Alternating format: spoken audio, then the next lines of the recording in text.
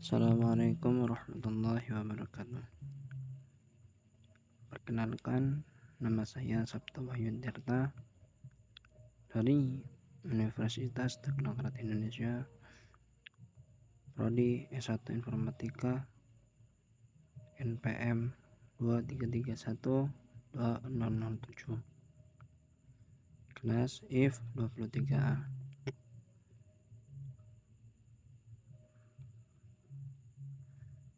Dosen pembimbing Miss Dayurika, SPD, MPD. Di video ini saya akan membahas suatu materi yang berjudul Secara Dinamika Demokrasi di Indonesia.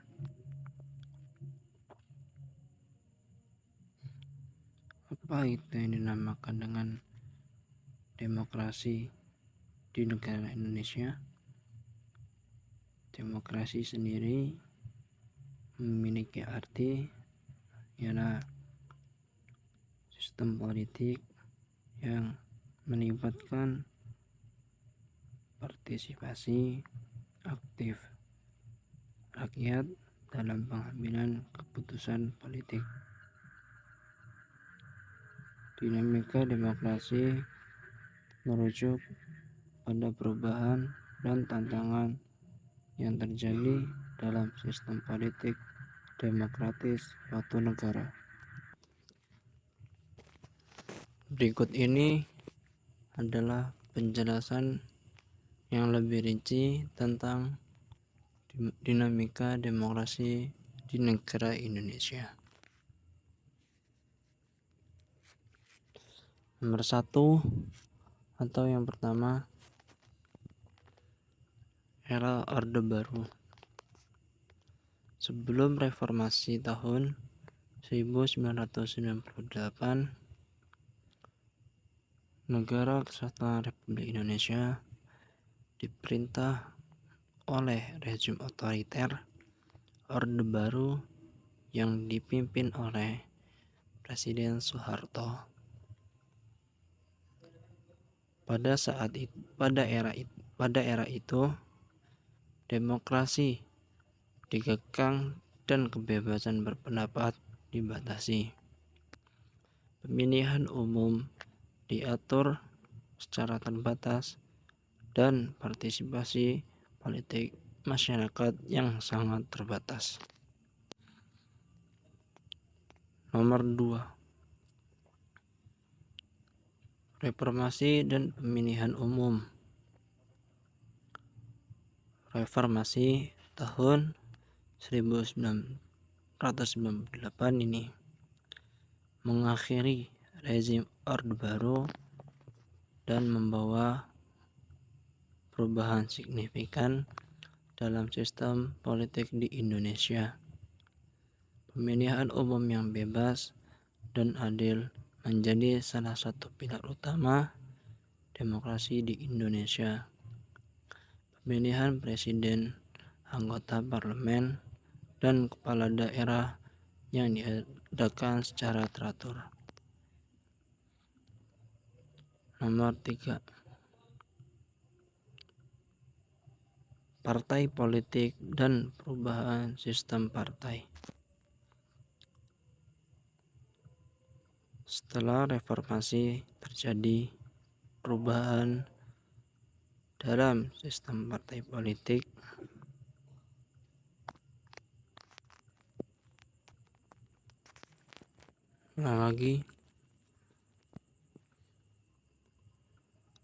Setelah reformasi terjadi perubahan dalam sistem partai politik di Indonesia. Terbentuknya banyak partai politik baru dan meningkatnya pluralisme politik. Namun, proses konsolidasi partai politik masih berlangsung.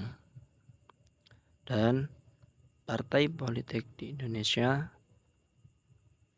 sering sekali menghadapi banyak tantangan dalam memperoleh dukungan dari masyarakat Negara Kesatuan Republik Indonesia atau dari publik negara kita sendiri.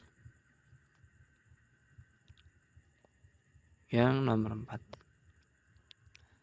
peran media dan kebebasan pers di Indonesia.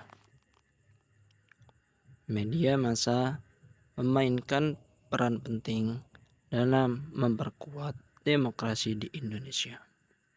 Namun, kebebasan pers masih menjadi sebuah tantangan dan terdapat banyak kasus-kasus pembatasan kebebasan pers yang selalu diperdebatkan di negara yang kita cintai ini, yaitu Negara Kesatuan Republik Indonesia.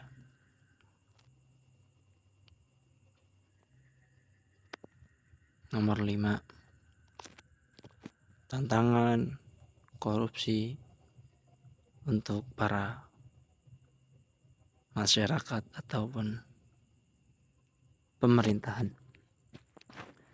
Korupsi sendiri memiliki arti merupakan tantangan serius bagi demokrasi di Indonesia.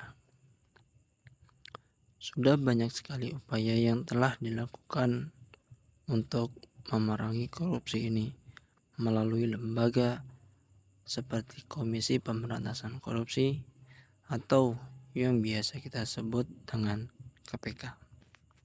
Meskipun demikian, korupsi masih menjadi masalah yang mempengaruhi kinerja pemerintahan dan kepercayaan publik terhadap sistem politik di negara Indonesia ini.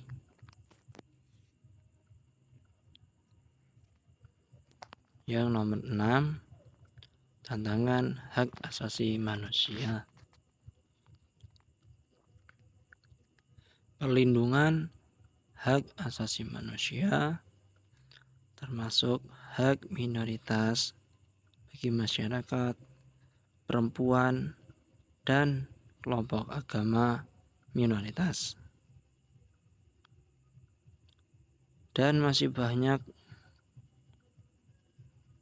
menjadi suatu tantangan dalam demokrasi di Indonesia. Diskriminasi dan kekerasan terhadap kelompok minoritas ini masih sangat sering terjadi. Yang nomor 7, partisipasi masyarakat sipil Indonesia. Masyarakat sipil termasuk suatu organisasi non-pemerintahan dan gerakan sosial.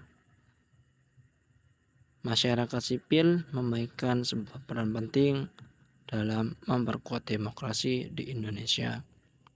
Mereka berperan dalam memperjuangkan hak-hak yang harus dimiliki masyarakat Indonesia, mengawasi pemerintahan, dan menyuarakan aspirasi masyarakat atau publik. Dari ketujuh penjelasan tentang demokrasi di Indonesia, di sini saya akan meringkas bahwasannya dalam keseluruhan demokrasi di Indonesia atau dinamika demokrasi di Indonesia melibatkan banyak perubahan dan tantangan yang terjadi dengan seiring berjalannya waktu. Meskipun banyak tantangan yang dihadapi, demokrasi di negara Indonesia ini terus berkembang dan masyarakat Indonesia terus berjuang untuk memperkuat demokrasi dan menjaga hak-hak yang harus kita dapat di Negara Kesatuan Republik Indonesia yang kita semua cintai dan kita banggakan. Mungkin itu saja yang dapat saya sampaikan tentang cara demokrasi di Negara Kesatuan Republik Indonesia. Sekian dari saya. Apabila banyak kurangnya saya mohon maaf. Jika ada lebihnya mungkin itu dari Allah. Saya ucapkan terima kasih kepada semuanya. Wassalamualaikum warahmatullahi wabarakatuh.